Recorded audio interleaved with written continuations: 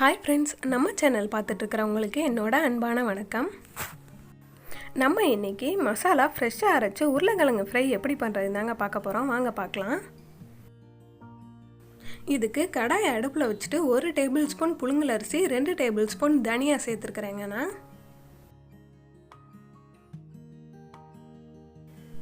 இது கூடவே நான் 1/2 டேபிள் ஸ்பூன் ஜீரகம் சேர்த்துக்கிறேங்க. 1/4 டேபிள் ஸ்பூன் மிளகு சேர்த்துக்கிறேங்க. இதில் 1/4 டேபிள் ஸ்பூன் அளவுக்கு கடுகு சேர்த்துருக்கிறேன்.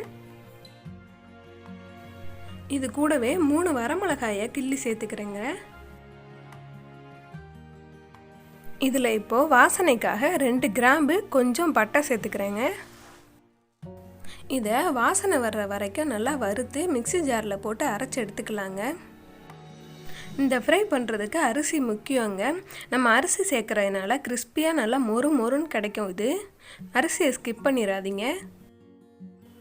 ஒரு பவுலில் 3 உருளைக்கிழங்க தோல் சீவி சின்ன சின்ன ரவுண்டாக கட் பண்ணி வச்சுருக்கிறேங்க.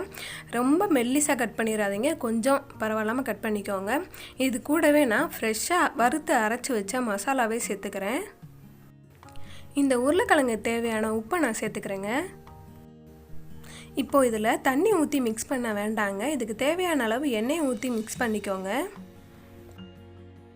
உருளைக்கிழங்கு ஃபுல்லாக மசாலா படுற மாதிரி மிக்ஸ் பண்ணி எடுத்துக்கோங்க. இப்போது ஒரு கடாயில் 2 டேபிள் ஸ்பூன் எண்ணெய் ஊற்றிருக்கிறேங்க. எண்ணெய் சூடானதும் கொஞ்சம் கருவேப்பிலையை போட்டு இதில் பொரிச்சு எடுத்துக்கலாம். கருவேப்பிலையை இந்த மாதிரி பொரிச்சு எடுக்கிறதுனால கருவேப்பிலையில் உள்ள ஃப்ளேவர் ஃபுல்லாக அந்த எண்ணெயில் இறங்கிரும்.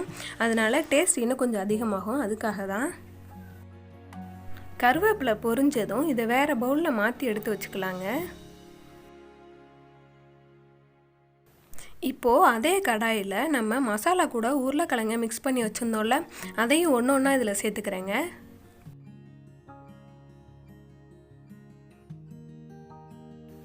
எல்லாத்தையும் சேர்த்துட்டு 7-8 நிமிஷத்துக்கு இது நல்லா வேக விட்டுறலாங்க.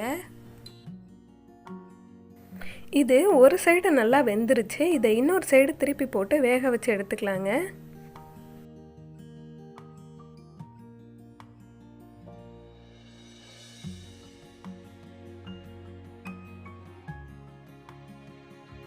இப்போது இது 2 சைடுமே நல்லா வெந்து வந்துருச்சுங்க.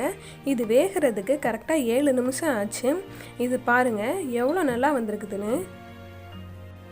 அவ்வளோதான், நம்மளோட உருளைக்கிழங்கு ஃப்ரை அற்புதமாக ரெடி ஆகிருச்சு.